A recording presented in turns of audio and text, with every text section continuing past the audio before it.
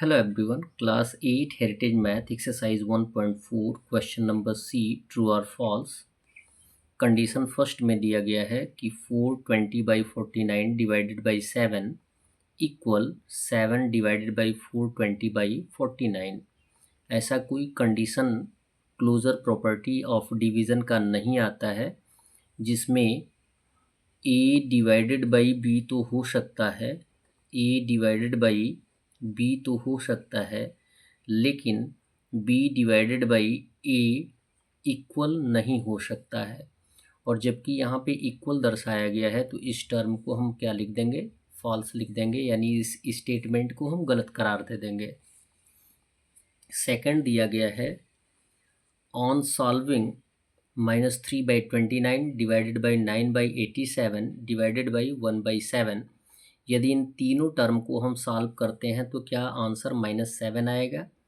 इसको सॉल्व करके हम देख लेंगे, यदि 7 -7 आएगा तो आंसर क्या आएगा, ट्रू आएगा, और यदि -7 नहीं आएगा तो आंसर क्या होगा, फॉल्स होगा। तो क्वेश्चन लिखेंगे -3/29 और डिवीज़न के स्थान पे इनटू का सिंबल लाएंगे तो ये इन्वर्स हो जाएगा, 87/9 हो जाएगा, डिवाइडेड बाई 1/7। क्लियर है। 3 से रिड्यूस कर देंगे 9 को, 3 1 जा 3, 3 3 जा 9, 29 1 जा 29, 29 3 जा हो जाएगा 87। क्लियर है। अब जबकि ये कंप्लीट रेड्यूस हो गया है तो अब इसे मल्टीप्लाई कर देंगे, और जब मल्टीप्लाई कर देंगे तो आंसर जो आएगा वो ब्रैकेट से बाहर आएगा, यानी ब्रैकेट हट जाएगा। यहाँ पे 3 से 3 को रेड्यूस कर देंगे, यानी कंडीशन क्या आ रहा है, डेनोमिनेटर भी 1 आ रहा है और न्यूमरेटर भी -1 आ रहा है, तो केवल आंसर में आ जाएगा -1 डिवाइडेड बाई क्या दिया गया है, 1/7। क्लियर है। डिवीज़न के स्थान पे इनटू का सिंबल आएगा तो ये इन्वर्स हो जाएगा, 1/7 का 7/1 हो जाएगा। 1 डेनोमिनेटर का कोई वैल्यू होता नहीं, -1 से 7 मल्टीप्लाई कर देंगे तो आंसर आ जाएगा -7, जबकि यहाँ पे इक्वल -7 दिया गया है तो ये टर्म आ जाएगा ट्रू। क्वेश्चन नंबर थर्ड दिया गया है the set of all non zero rational numbers is not closed under division. जितने भी set of non zero rational numbers होते हैं वो अंडर क्लोज्ड डिवीज़न होते हैं, लेकिन यहाँ पे नॉट दिया गया है। It means closed under division का क्या मतलब, ए डिवाइडेड बाई बी कंप्लीट आता है सी। क्लियर है। ये यानी क्लोजर प्रॉपर्टी के अनुसार किसी भी नंबर में किसी भी नंबर से डिवाइड कर देंगे तो आंसर कोई ना कोई आएगा ही आएगा। यहाँ पे जो दिया गया है नहीं आएगा तो इट मीन्स ये स्टेटमेंट क्या हो जाएगा, फॉल्स हो जाएगा।